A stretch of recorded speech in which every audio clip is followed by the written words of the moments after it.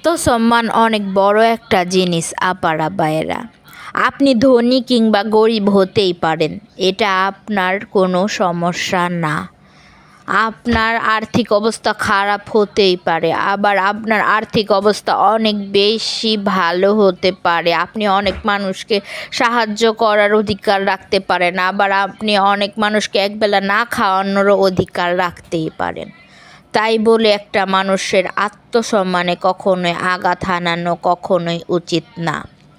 আমরা অনেক সময় মানুষকে শয়তানির ছলে, হাসির ছলে হলেও এমনভাবে কথা বলে ফেলি যে তার আত্মসম্মানে যে লাগে, তার আত্মসম্মানে যে আঘাত হানে, যা তাকে খুবই কষ্টদায়ক অনুভূতি করতে বাধ্য করে।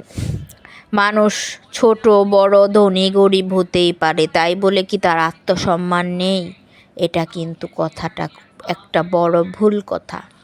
কারণ একটা মানুষের আত্মসম্মান নিয়েই পৃথিবীতে বেঁচে থাকে। অনেক সময় আমরা সে আত্মসম্মানে আঘাত এনে ফেলি বিধায় মানুষরা ধ্বংস বিচ্ছিন্ন হয়ে যায়। একটা কাঁচের গ্লাস ভাঙলে যেরকম ধ্বংস বিচ্ছিন্ন হয়ে যায়, সেরকম ধ্বংস বিচ্ছিন্ন হয়ে যায়।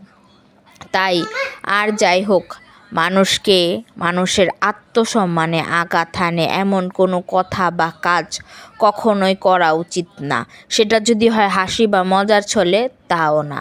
কারণ সবারই একটা দিন শেষে আত্মসম্মান আছে। আত্মসম্মান ছাড়া মানুষ পশুর মতো হয়ে যায়। মানুষ বাঁচতে পারে না, মানুষ আগাছার মতো জন্মায়, কিন্তু মানুষ সুন্দরভাবে বাঁচতে পারে না। কারণ তার আত্মসম্মানটা সে নষ্ট করে ফেলছে। দেখবেন যে মানুষ যত আত্মসম্মানপূর্ণ, সেই মানুষ তত বেশি ইস্টাবলিশড। আর যে মানুষের আত্মসম্মান নেই, করতেছি এ করি, আলসামি অলসতা তার ভিতর দিয়ে ভরা।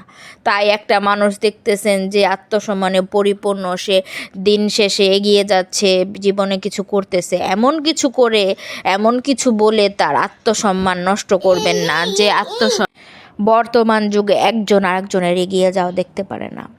অনেকে দেখবেন যে আপনার এগিয়ে যাওয়া দেখতে পারে না বিধায় আপনাকে আত্মসম্মানে আঘাত হানে এমন কথা বা কাজ করে বসে, বলে আমি তো মজা করছি, আমি তো সিরিয়াসলি বলি নাই, আমি তো এই করছি সেই করছি। কিন্তু না, আত্মসম্মান অনেক বড় জিনিস। আত্মসম্মান সবারই থাকা উচিত। কারণ একটা আত্মসম্মানপূর্ণ মানুষই জীবনে পারে এগিয়ে বড় হয়ে একটা এস্টাবলিশড মানুষ রূপে পরিপূর্ণ হতে।